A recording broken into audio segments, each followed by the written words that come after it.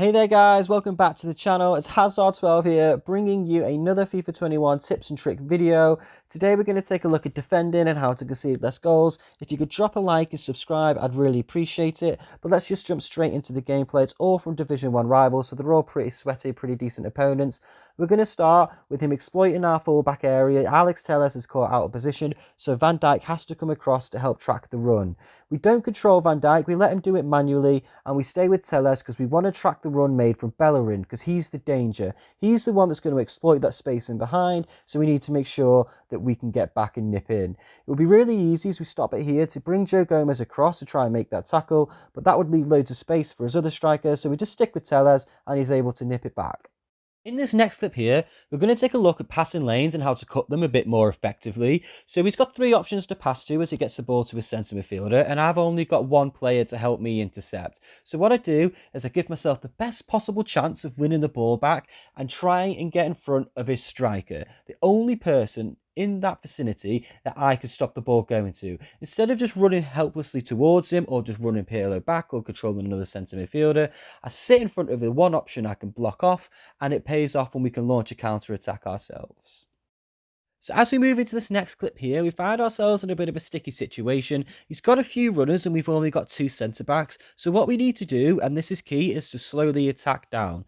So as we slow the clip down here, we see he gets the ball through to Eusebio. So what we do is because he's got a runner coming through the middle, we fake to go block that run off, but we also keep our distance so that if he does a skill move like he did there, we can keep our distance as the freeze frame shows. And what that allows is our team to get back into shape, and it also means we can react to whatever he does with enough time to win the ball back. So in this clip here, we're going to take a look at attacking momentum and how it can work in your favour.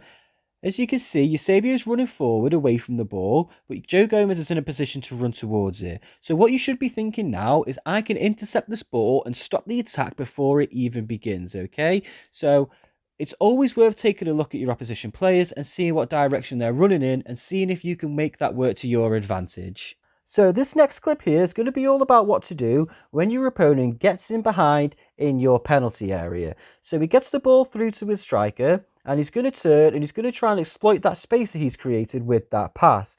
So what we do here, as we freeze it, it'd be really easy for us to just dive in and try and win the ball back. But instead, we take a look at the space that we just spoke about, and we're just going to block that space off so that he can't get the pass through. The likelihood is, if he tries to have a shot from that angle, it's not going to go in. So the pass is the immediate threat, and that's exactly what we stop, and we can bring the ball out ourselves.